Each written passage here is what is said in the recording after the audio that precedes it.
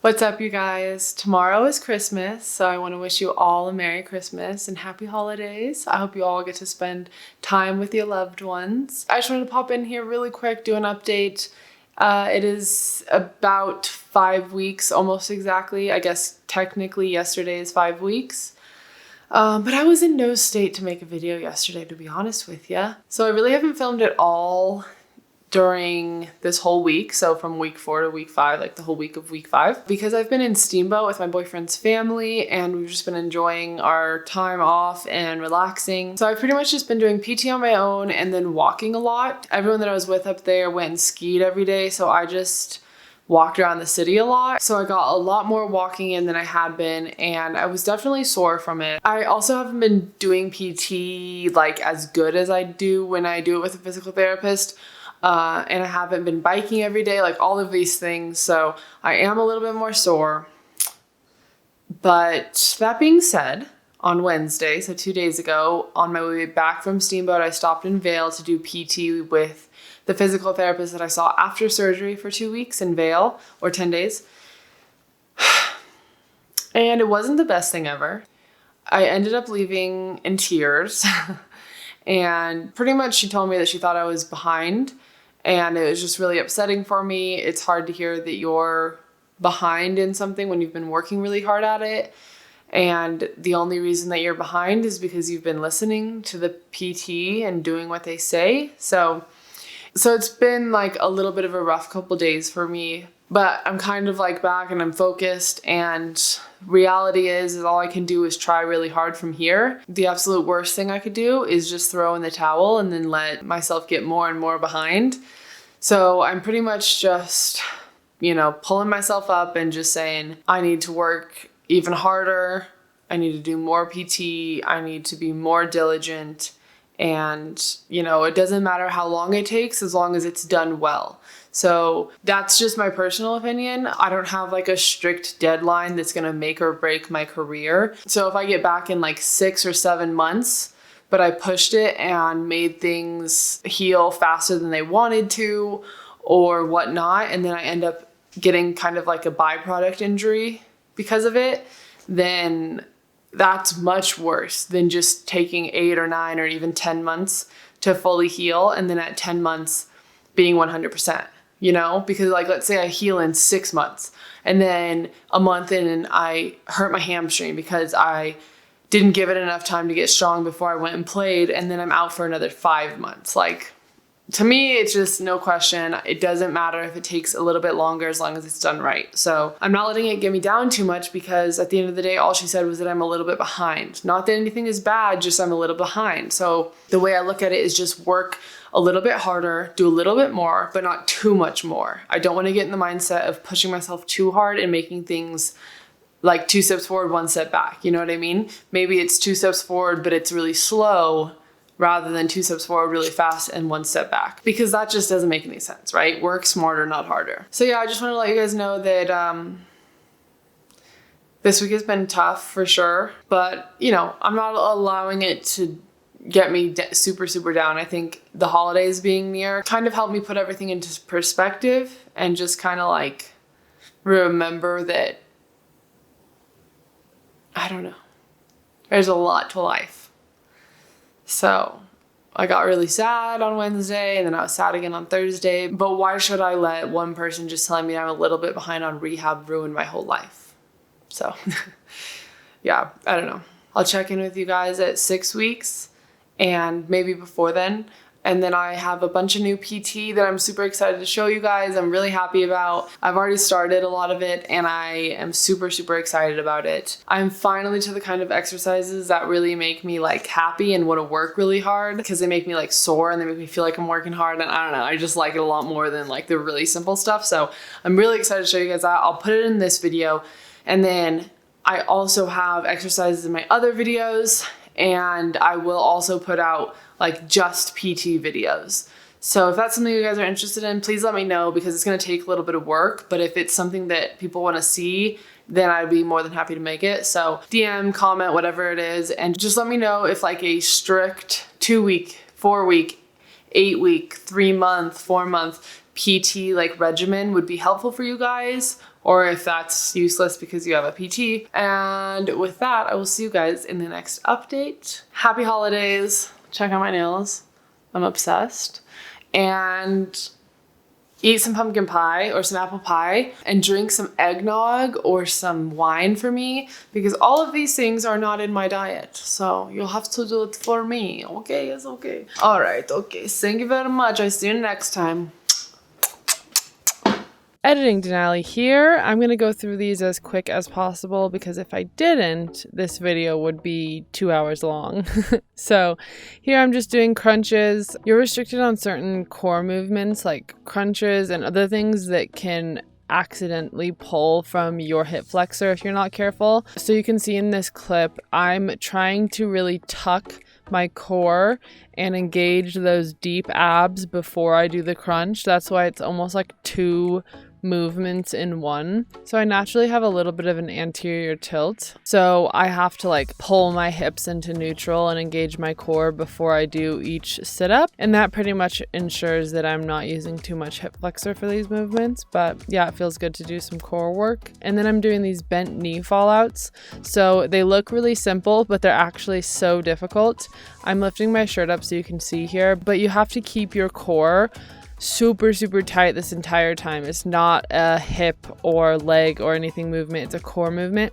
So basically it's like an anti-rotation / stability type of movement. So I'm pressing my back into the mat here and engaging those deep abs in order to help stabilize my core, and then that also helps stabilize my pelvis. All right, moving on to some dynamic stretching here. So this is a dynamic hamstring stretch. I love this stretch. This is like one of the only hamstring stretches I actually do.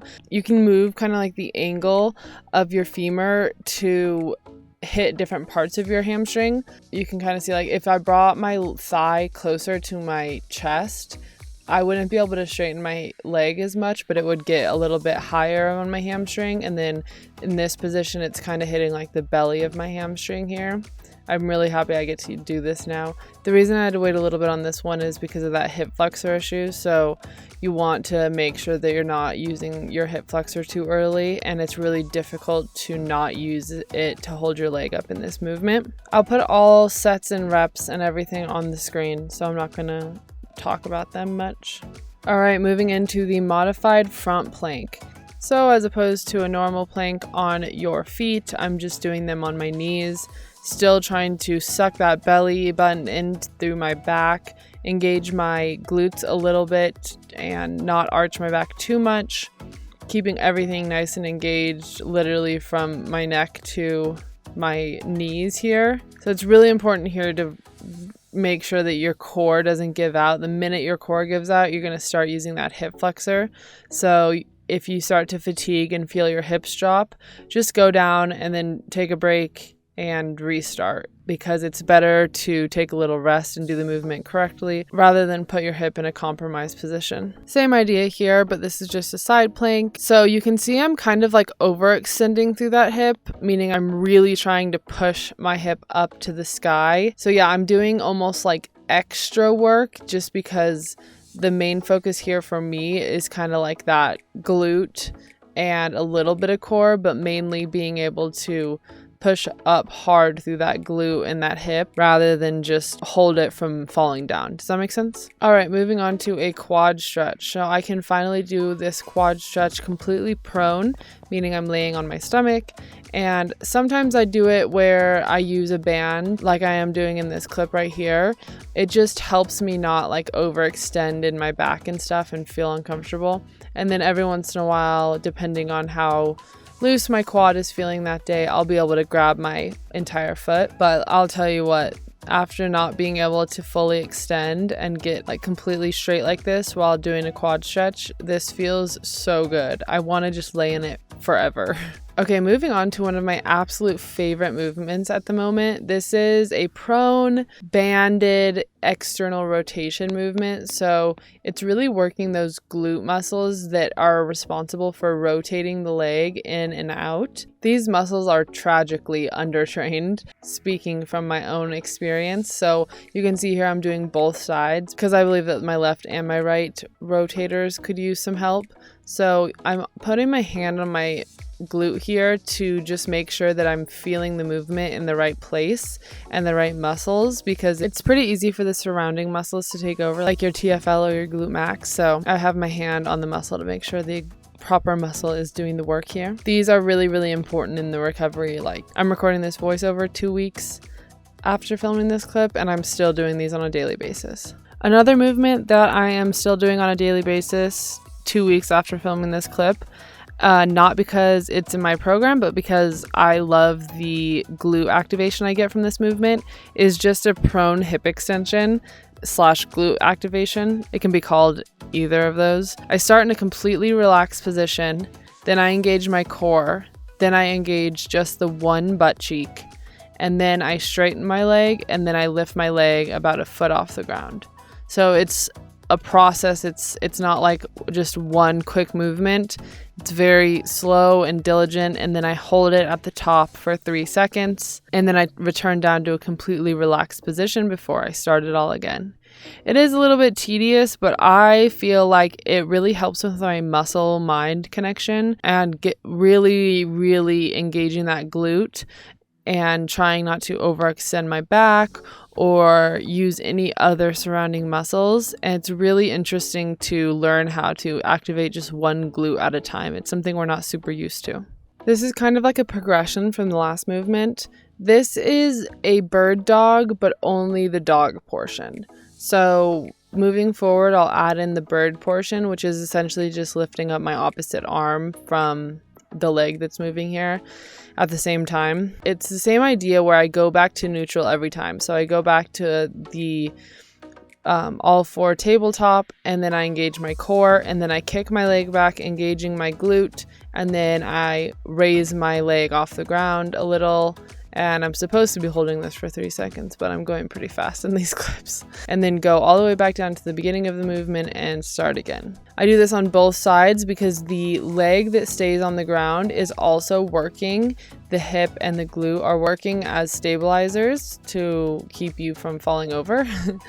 Once I add in the bird portion of this, that leg that remains on the ground will have to do even more work. Making sure to not overextend my back here. You can see that my low back doesn't ever hyperextend. I could do a little better. That little dip right there that happens as I rotate up, if I kept my core a little tighter and if I get my core a bit stronger, this movement will look a lot more up to my standards.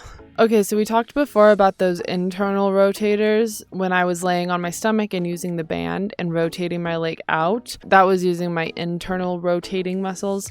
Now this is going to use my external rotating muscles. So I'm lying completely straight from my shoulder to my knee that is being worked. And then I'm swinging my non-working leg over across my body, and then putting my working leg at a 90-degree angle, and then I'm moving my foot up off the ground as far as possible, leading with my heel. And then you'll see here I put my hand on my glute again to make sure that the correct muscles are working. This movement is actually one of the most challenging movements I'm doing at the moment, and you can tell that it's a completely undertrained muscle. All right, we've got some prone marches here. This is something that I started doing once I was asked to do the seated Faber slides because I couldn't fully do them. My hip flexor had been turned off for so long that I was having a really hard time asking it to work. So this really helped with that. So I start by engaging my transverse abdominis, and then I keep that engaged the entire time, back completely flat on the ground. And then I just march very slowly, and I make sure that that core stays engaged fully throughout the entire movement. You shouldn't have any pain while doing this, so if you feel pain in your hip flexor, stop and maybe go back to something a little bit simpler for the time being. So as you saw, I've been adding in a lot of hip flexor movements that are definitely aggravating that hip flexor a little bit, and it's important to keep it nice and loose so that my gait can be normal. So this is a hip flexor stretch. It's also known as the Thomas stretch. You know, essentially you just lay on something that's high enough so that your leg can hang off the edge, and you lean back and pull the opposite leg up to your chest. This example here isn't perfect because ideally the table or bed that you were laying on would support you all the way up until almost your knee. And here my legs hanging off quite a bit, but that hip flexor stretch, oh, there's nothing like it. Okay, moving on, we have a little calf stretch. This is like a two-way calf stretch, so you can keep your leg nice and straight and get a little bit higher on your calf, or you can bend your knee a bit and then get a little bit lower on your calf down into your Achilles.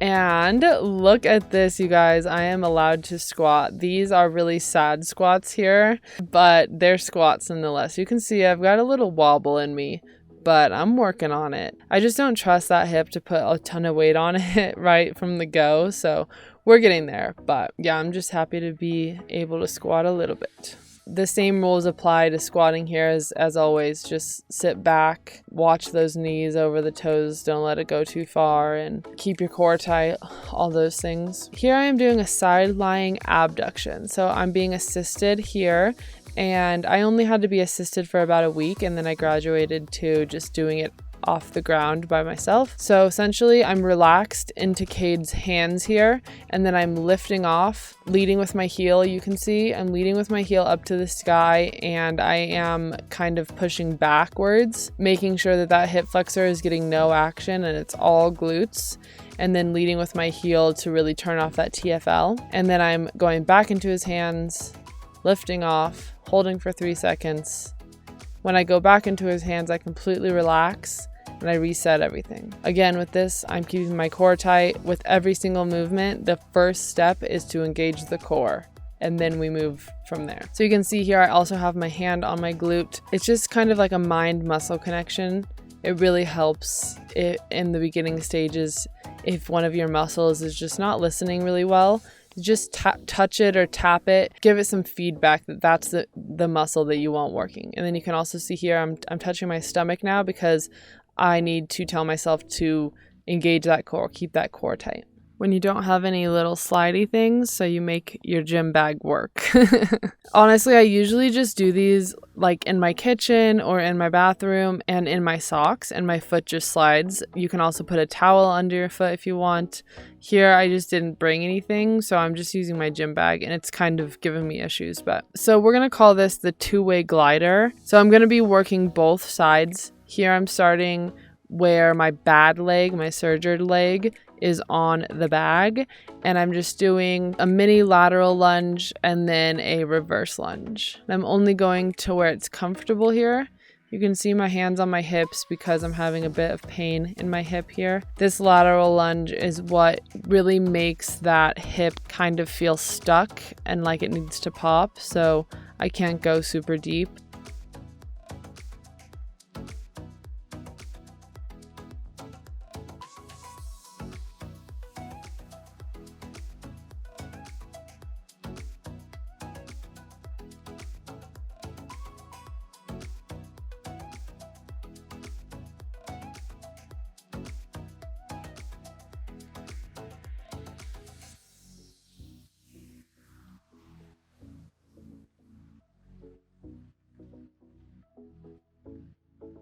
Now we're going into our IT band stretch. So I crossed my good leg over the surgered leg, and then I'm keeping most of my weight on my surgered leg and reaching over my head to the side of the leg that is crossed over. I'll show you from a different angle as well. Step over and then lean to that side, keeping most of my weight on my right leg here. This feels so good through that TFL. A little bit IT band. I have to lean a little bit further to get it, but I'm just not there yet, so we'll get there. You can see my hip flexor adductor area is really irritated because of those two-way gliders. But we gotta get it, girl. Grind don't stop from a little pain. All right, ladies and gents, we have entered the lateral band walks and monster walks era. It's good to be back. These, they'll just kill you. They'll kill your glutes. They'll absolutely murder them. They'll send them back to where they came from. I don't know how to explain the pain that I have when I do these, but it's like the best, worst pain in the world. This is like a medium band, so I'll definitely be increasing the strength to more of like a heavy band, but I love these. I couldn't but I could do these all day. Again, you can see I'm tilting my pelvis there to engage my core. One little tip that I have with these is don't bend over too far. The further that you bend in your knees and your hips, the more it's going to pull from the front of your hips. The more upright you stay, the easier it is to engage those glutes. So I would say I stay a little bit more upright on the lateral walks, and then with the reverse monster walks, I'm able to bend over just a little bit. Such a strong love-hate relationship with these. They really, really get your glutes good. And it's so important to keep your core tight here. If you don't, you'll instantly feel it in your hip flexor. You can quote me on that.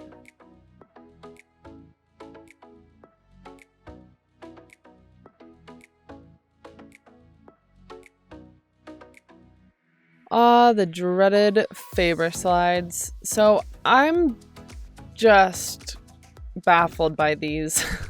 So if you've had this surgery and you're watching this video, you know that your hip flexor / groin area hurts right now. And this is like an isolation of using those.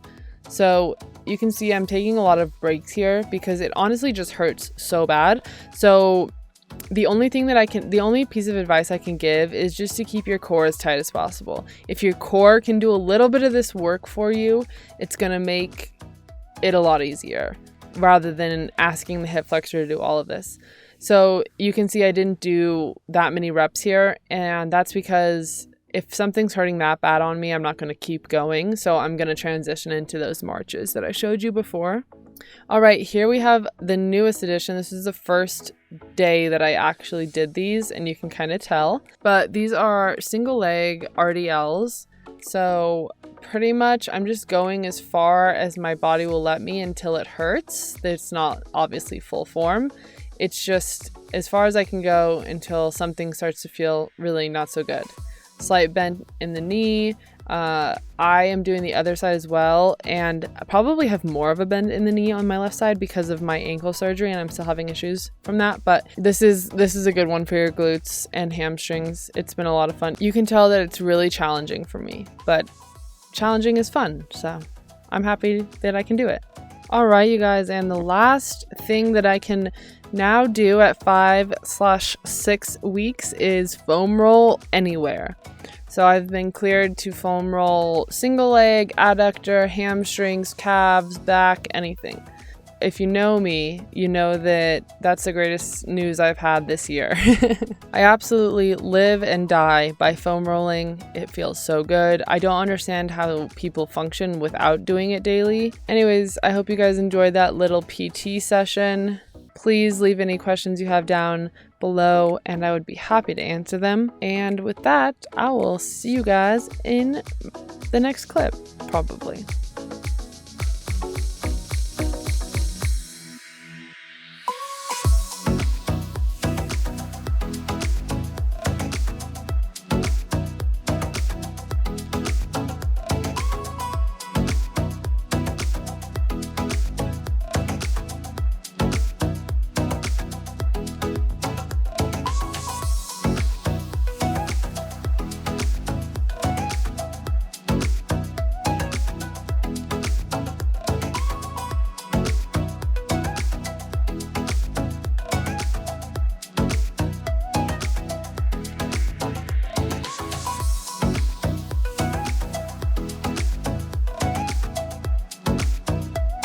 There you have it, guys. That is what I can do at 6 weeks for PT. I did that all of week 5 and week 6 mainly. There was a couple things that were added at week 6, but for the most part, week 5 and 6, and my hip is killing me. So I'm gonna go maybe get some ice on it and call it a night. But that's not too bad for 6 weeks. I'm not mad at it. I'm mad at the pain, but I'm not mad at what I can do. Peace. What is up, you guys? It is 6 weeks. I wanted to pop on here and make a little update because there are some things that are happening at 6 weeks. So we've got no more circumduction after tonight, which Cade will be happy about. I'm officially done with all my pills, so there's no more left. The last 2 I was taking were an anti-inflammatory and aspirin, and those are done with. And then I can dry needle. So on top of all the other new fun things I can do at PT, I can also dry needle, which will really help that TFL relax.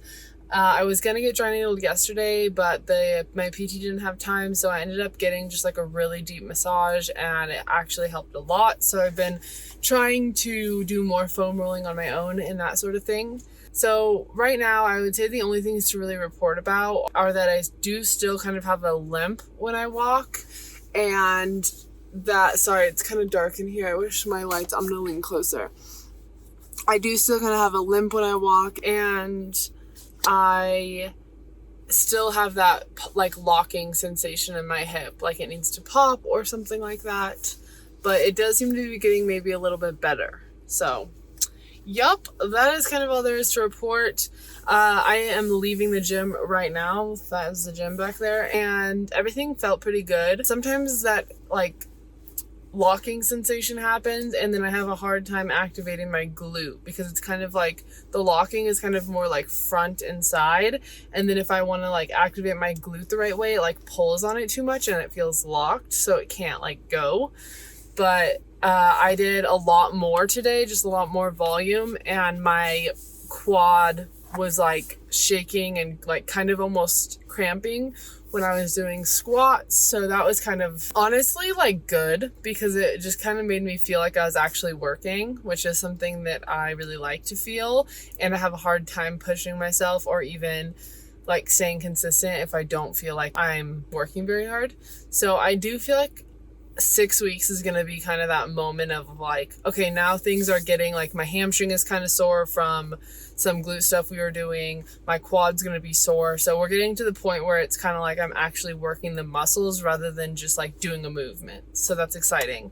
I have also been trying to do a lot more core because my core is super, super weak. It was weak going into the surgery. So I'm just kind of like, I'm focusing on my glutes and my core the most because those are the two weakest spots on me, and I just don't feel like my hamstrings or my quads are gonna have a hard time recovering and getting back to where I need them, if that makes sense.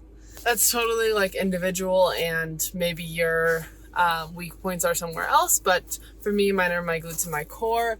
And I also wanted to do arms a little bit today, or just like upper body a little bit, but I just didn't have like the patience really. I should have, but my gym is closed for the next 2 days because I go to like a city rec center, and so it's closed on holidays. So tomorrow is New Year's Eve and it's closed, and then it will also be closed New Year's Day.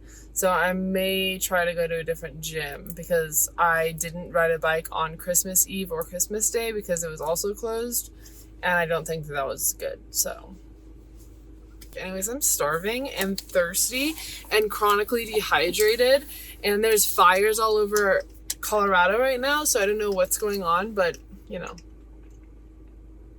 all I can do is try to get my hip better for the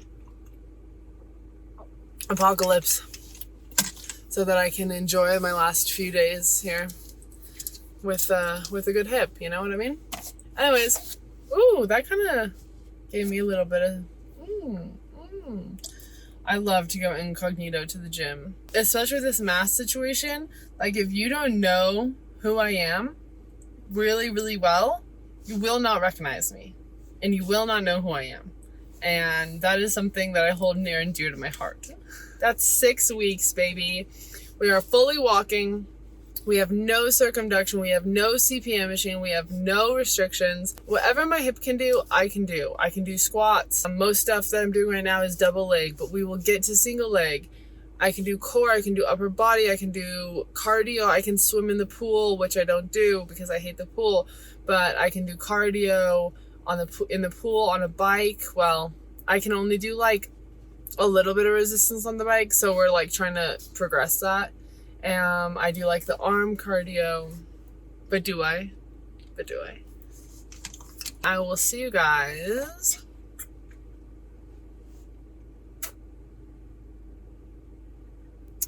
at my 2-month update. Bye.